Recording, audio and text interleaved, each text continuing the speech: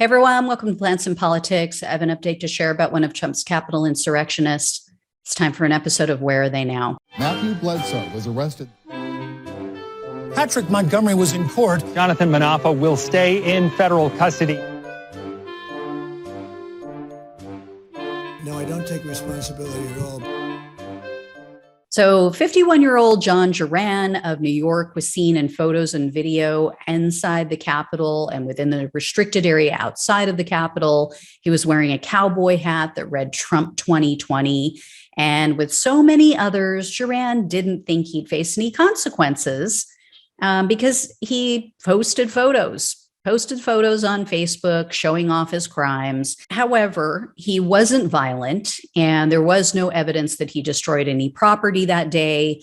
So there wasn't a whole lot that he did. He just, walked in. He was one of those that just kind of walked in, took pictures, walked out.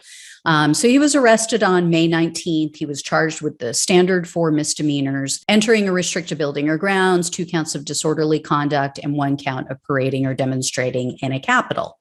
Well, on December 1st, Juran entered into a plea agreement, and as with most of these nonviolent January 6 defendants, he pleaded guilty to the parading charge, which comes with a maximum sentence of up to 6 months in prison, up to $5,000 in fines, and up to 5 years of probation. Juran's attorney argued that although he did break the law, it was, quote, an aberration and a momentary lapse in judgment. And the attorney said that Juran only went to DC because Trump asked everyone to do so. The attorney also said, compared to everyone else at the Capitol, his actions were mild. But Juran's attorney also complained about social media coverage of January 6 defendants.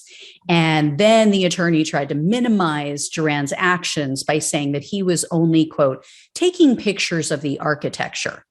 Well, senior U.S. District Judge Thomas Hogan, who's a Ronald Reagan appointee, by the way, he presided over the case. And that comment kind of seemed to bother him because he interrupted the defense attorney when he was speaking and mentioning that point about, he's just taking pictures of architecture.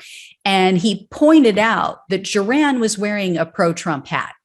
So, yeah, he wasn't just there to take a tour of the Capitol and to take pictures of the architecture.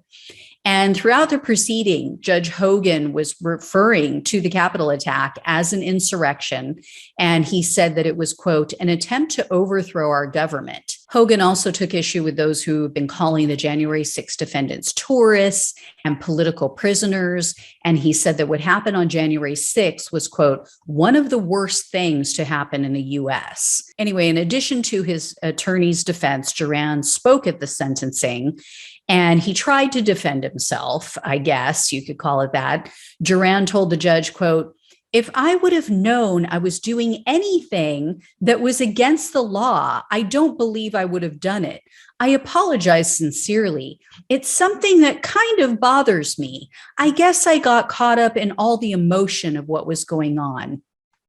You don't believe you would have done it, but you're not sure. And it kind of bothers you. Just kind of. People died that day. People died that day. Officers took their lives after the fact because they experienced such horrific, traumatic brain injuries. But it kind of bothers you that your presence allowed for those deaths and those lifelong injuries. Okay. So prosecutors were requesting a sentence of 2 months of home detention, and the judge unfortunately agreed with their request. He sentenced Juran to only 60 days of home detention, followed by 3 years of probation, and he ordered Juran to pay $500 in fines and then an additional $500 as a restitution fee. And Judge Hogan pointed something out that I wasn't aware of. I thought that detention and confinement were the same thing. But he pointed out that home detention and home confinement are 2 completely different things. Detention apparently allows for the defendant to leave.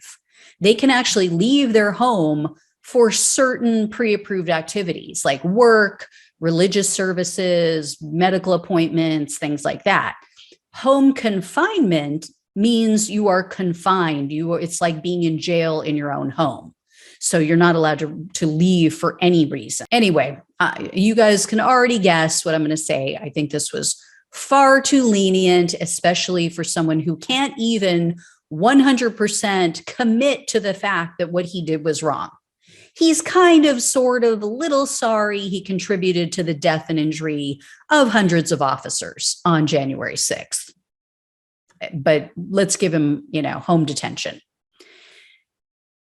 As I've said before, I think with these nonviolent offenders, 60 to 90 days in jail is adequate. If they didn't hurt anybody, they weren't inciting violence, they didn't break anything, they just walked in, took some pictures and left, I think 60 to 90 days in jail would be perfect.